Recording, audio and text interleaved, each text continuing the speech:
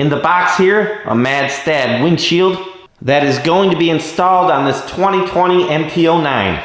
My judgment towards this windshield will be harsh.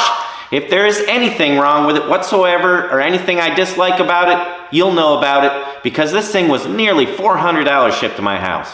Options for this windshield, you can get it clear, you can get it like gray or nearly black. I ordered it clear and then changed my mind to a gray, and they charged me an extra 10 bucks. So if it's tinted, you're gonna have to pay a little bit more. Also, you can get this windshield in different heights. I got the 24-inch, which is the tallest option. One other thing about this windshield you should know, it's supposed to be like a quick release. So pop her on and pop her off. Although not sponsored, let's do this like a professional YouTube review. First, we'll open the box. Oh yeah, the windshield's in plastic, that's nice. Oh, good packaging on the parts, components. Here's some more good packaging. Ooh, look at that. Looks like it's very well packaged. There's some more. Very well packaged. See, bubble wrap. Here are all the components to the windshield. The hardware, in my opinion, seems a little thin and flimsy. These pieces, and these pieces, and this piece. This one and this one seem rigid, but keep in mind, I'm not an engineer. So if these pieces are designed heavy enough to withstand some good winds and nothing's flopping around or bending or anything like that, then I'll be happy with it. We'll know the answer to that question here shortly. On their YouTube video, they mention a fly screen that comes with it. Obviously, there's no fly screen here. It's even mentioned in this book right here, something about the fly screen. I don't remember exactly, but no fly screen. First thing coming off is this plastic cover, 5mm hex bolts, these 4. Is it Allen? I said hex. Now we'll carefully pull up, and there should be a rubber stopper in there, I think. I call it a rubber stopper. It's some kind of a push pin deal. It needs to be released, and it's sticking, so let's see, I'll stick my finger, there you go. Like that, and then you got to push this down and forward because it is snapped on. They have very good instructions. The instructions are really good. There's an electrical connector back here.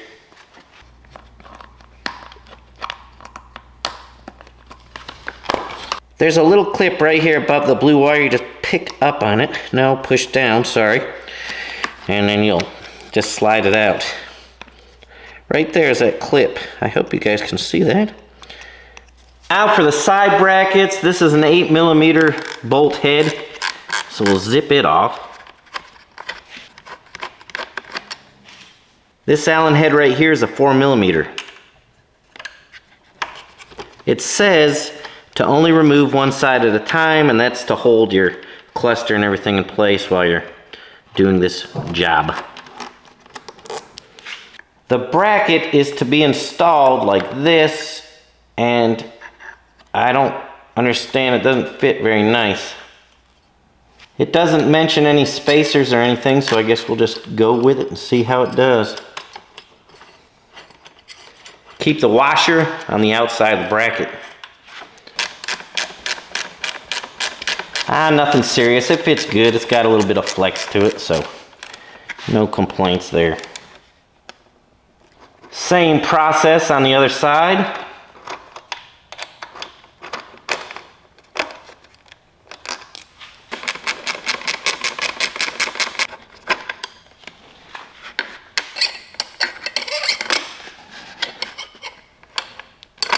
End up scratching my forks. I just learned put this top one in first. That way you won't be scratching stuff over here. Which I didn't scratch anything, I don't think, hopefully.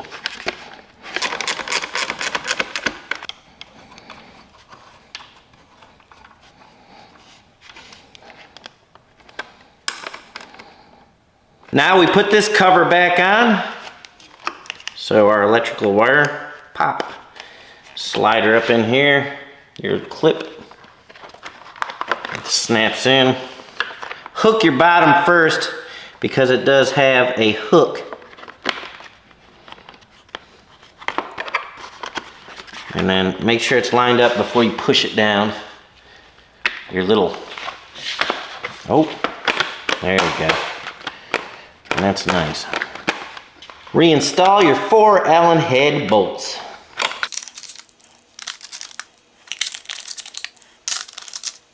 Instructions at this point turned out to be a little crappy. They should have took a side view picture like this so that you knew what the heck's going on, but it's all right, I figured it out. You got a washer that goes here like this. This is what they're calling a spool. And see how it has that? It fits down like that. Then we'll put our bolt, which is a 1-inch long bolt. And on the back side, there'll be a washer and a lock nut. So our bracket and these will go right here, like so. On the back side, the washer and lock nut. And I have too many pieces in my hand. Anytime you install anything like this, you leave them all loose first before you tighten everything up. Alright, we got 2 different types of screws. Here's one's a Phillips and one's an Allen head. It's kind of stupid.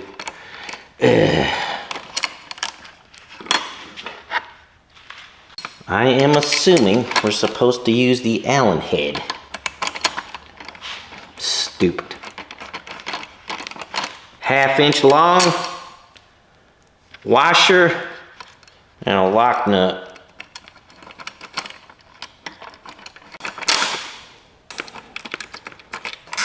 Four 4mm Allen and a 10mm wrench.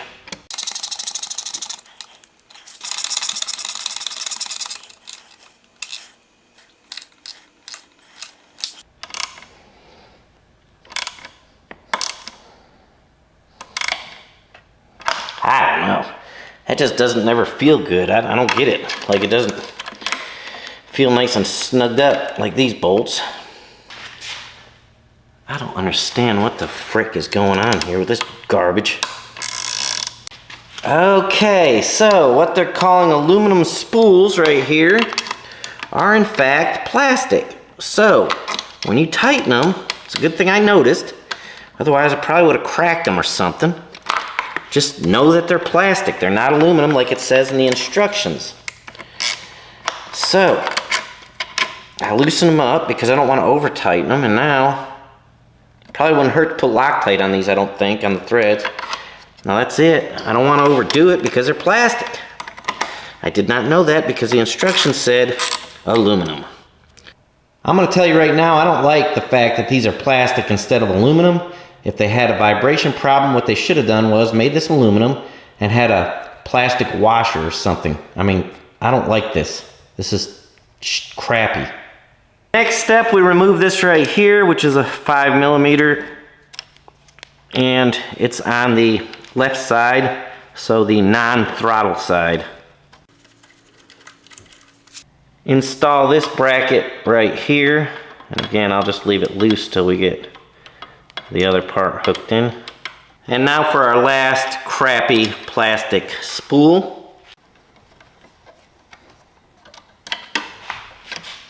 Don't over tighten that garbage.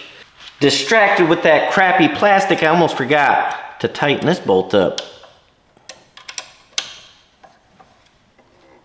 This bracket assembly needs to be put together. These are a 1/2 inch long bolts, I think, roughly. They go on the outside in like that. Washers, flat washers. Be careful, there's rubber flat washers in there. Don't use those, use the metal ones. And lock nuts, 10mm and 4mm, I'm sure, like the rest.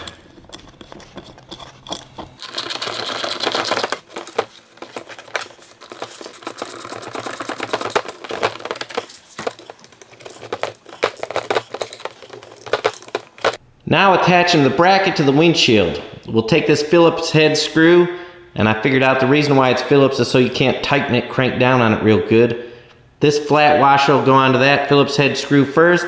You'll go through the windshield, then install this rubber, and then you will screw it up. Please allow me to demonstrate. Phillips screw, rubber washer, through the windshield, rubber washer underneath. Through the bracket, and there is rubber that's threaded, so you just screw it in there. All 4 of them loose first, then we'll tighten them up with a screwdriver. If you have a Japanese industrial standard screwdriver, then by all means use that. I unfortunately can't find mine. And you don't want to over tighten these. They have a little diagram showing how tight they're supposed to be in your instruction booklet.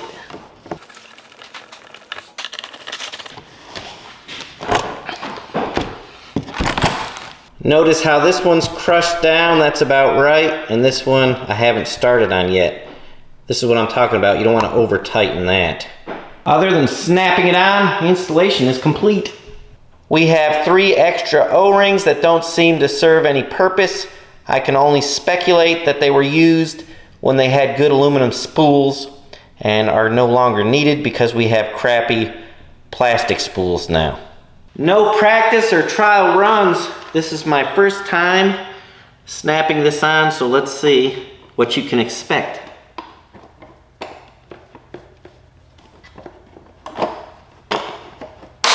Ooh, not bad. Now, I've got to adjust it. Right here are the 2 knobs. And I'm going to have to ride it to adjust it, but I kind of know how I like it. With these tightened up, we got some side-to-side wiggle and jiggle. Obviously, everybody's going to have to adjust their windshield to their own preference, but I'm going to show you what's available here. We're all the way down. That's back. That's forward. That's up. That's down. So there's a lot of room for adjustment, and that's another reason I did buy this windshield. I'm hoping to be pleasantly surprised and happy with this thing when I test drive it. I don't know about that. We'll test ride it and see what happens. Before we move on, let me just see if I can snap this thing on and off and how that works out. Come on off. Pretty easy, nice actually. And to go back on, ooh, not bad at all. I like it. Other than this wiggling, but that may not make any difference. I don't know until we go on a test drive. As far as how it looks, you can be the judge of that. My opinion about how it looks. Looks like a dang windshield on a motorbike. You know, they're never very pretty. Time for the test run with the windshield installed. Let's see how she does. We'll get right up here on the main road.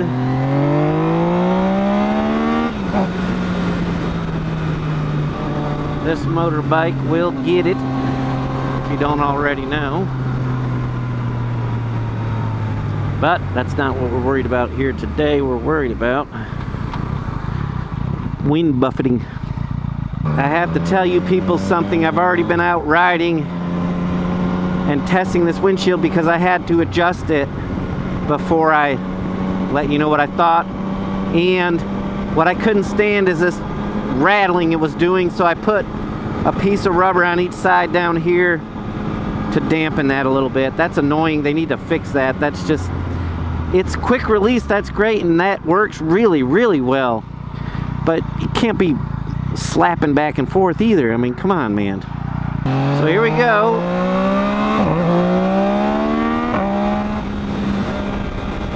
What I've noticed is the windshield, as far as buffeting goes, it's great. It's very little buffeting.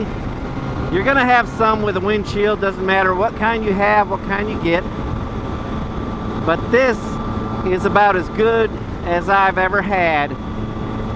And the reason why is because you are able to adjust it. And I'll give you a little clue. A lot of times if you have bad buffeting, you want to adjust the top in towards you more. That seems to help. That's been my experience. But because this windshield's so tall, that helps with buffeting too. If I raise my head up, I get it right there. You can probably hear it. Hear it? Right there is pretty bad. Now if I just sit normally, it's pretty clean air. I'm happy with this windshield other than the flopping and the little plastic garbage that they should have left aluminum. And the brackets right here, like I said before, they seem chintzy.